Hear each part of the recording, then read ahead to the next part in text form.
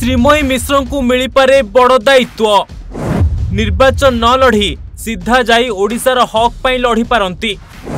सुलतांको स्थान नहीं पारंती श्रीमयी मिश्र।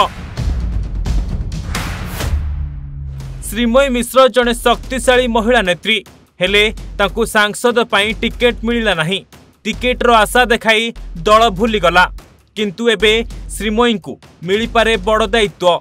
बिना निर्वाचन रे से सीधा ओडिशार हक पाई लड़ाई करि पारंती।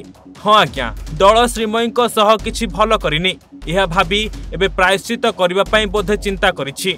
सूचना मिलिछि कि बीजेडी कुआडे श्रीमयी को राज्यसभा पाई पठाई पारे। राज्यसभा रे श्रीमयी जाई ओडिशार हक पाई लड़ाई करि पारंती।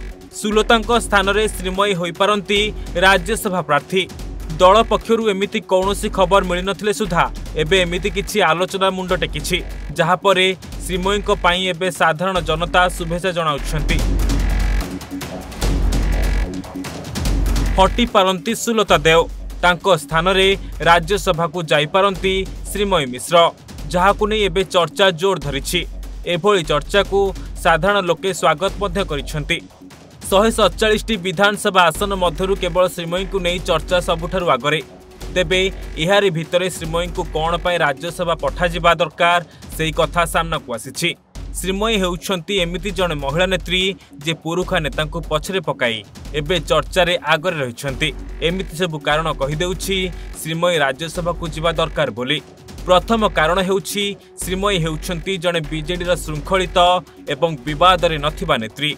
आज पर्यंत विवाद रे रही नाहंती श्रीमयी मिश्र। अनेक समय रे मुख्यमंत्री को प्रशंसा साउंटिछंती, कारण सुप्रीमो नवीन पट्टनायक जो दायित्व देइछंती ताकू सुचारू रूप से निभाइछंती श्रीमयी मिश्र। से हेउछंती दलर जणे आग धाड़ीर महिला नेत्री।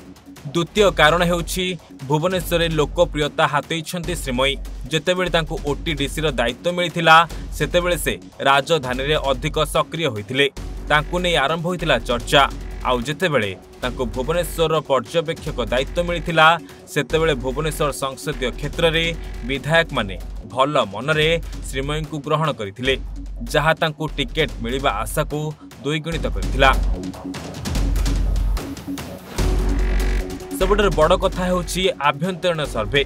बिजु जनता दलर इलेक्शन इंजीनियरिंग को विजयर श्रेय दिया जाए। आउ एही प्रक्रिया रे सबुठु गुरुत्व बहन करे आशायी प्रार्थी को रिपोर्ट कार्ड। दल वर्ष सारा विभिन्न पर्याय रे आभ्यंतरीण सर्वे करे। आउ एही इंटरनल फीडबैक आधार रे अनेकांश रे प्रार्थी चयन करा जाए।